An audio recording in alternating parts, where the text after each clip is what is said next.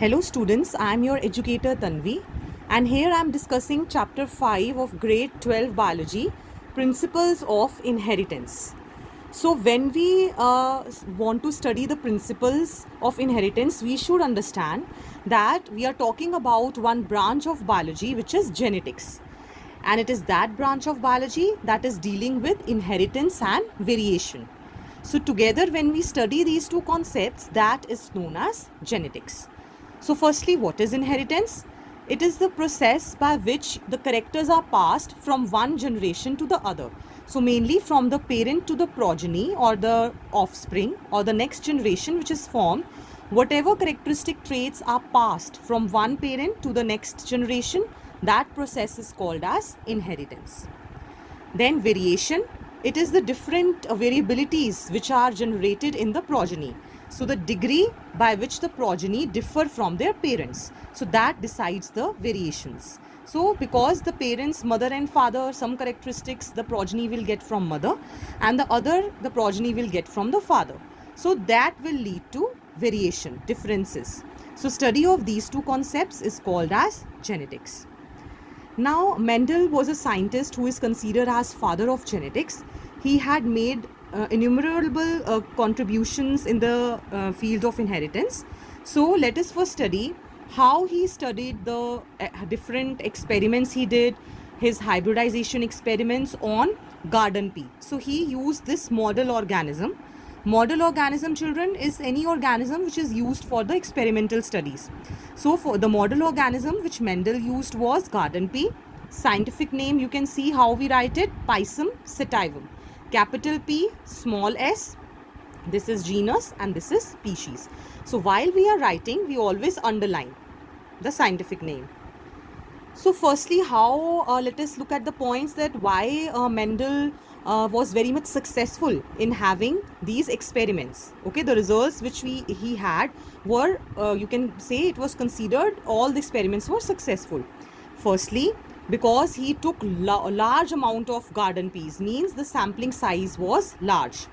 Secondly, he confirmed his studies by studying on generations, means he figured out that whatever he is studying is stable from one generation to the other. So he crossed, and crossing was also there, means selfing or self pollination, and even cross pollination was also there. So two opposing traits were there in garden pea. That was an advantage because two directly contrasting traits were there. If we talk about height of the plant, whether it was tall or dwarf, no intermediate characteristic was there. So that was one advantage of using garden pea. Next, garden pea actually it undergoes self pollination, means it is containing both the male and the female sex organs, but he performed artificial pollination by emasculation. If you remember, that means removal of anthers. So he removed the anthers and then he performed the cross pollination experiments. Now, which pea lines he used, which pea plants lines, means an array of pea plants which he used was true breeding pea lines. Means firstly, they were continuously self-pollinated initially, and it was shown that the trait which is inherited is stable. Means it is passed from one generation to another. So that is called as the true breeding pea line. Now coming to an array of contrasting traits which are there in the pea plant, you can see over here some traits are written in red color. These are dominant traits, means these will always express, and these are recessive traits. So stem height, tall or dwarf, flower color, violet or white, position of the flower, axial or terminal. Terminal means at the tip and axial means lateral, sideways. Pod shape, covering of the seed, it can be inflated or constricted. Color of the pod, green or yellow. Shape of the seed, round or wrinkled. And color of the seed, yellow or green. So these one will express always in the presence of this gene also.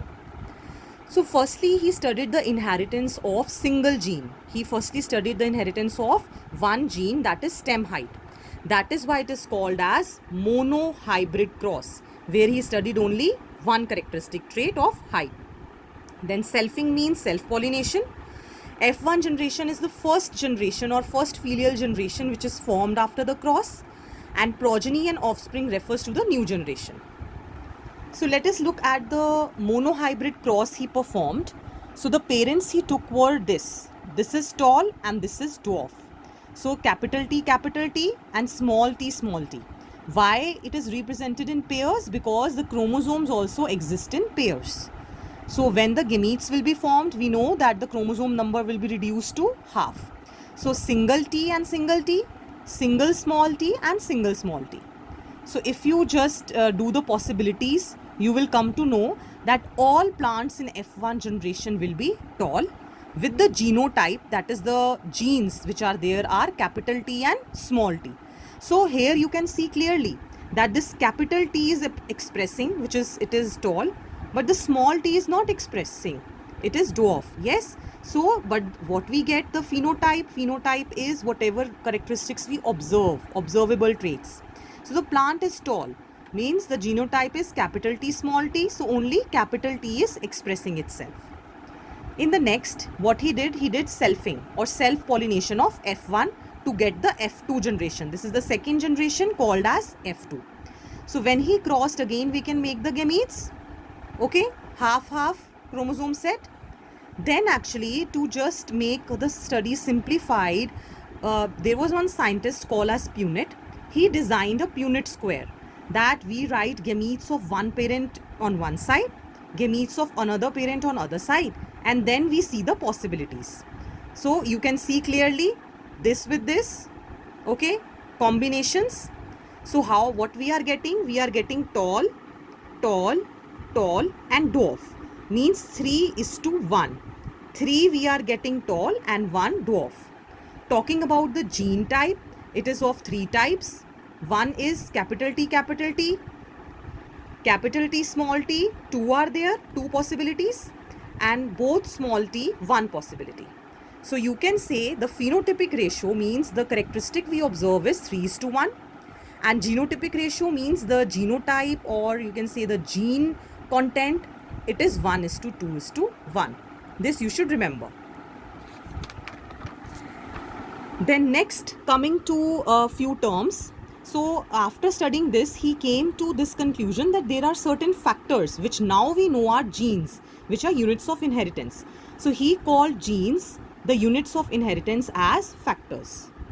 Then alleles, like we can see, tall, yes, stem height, it can be represented by capital T and small t.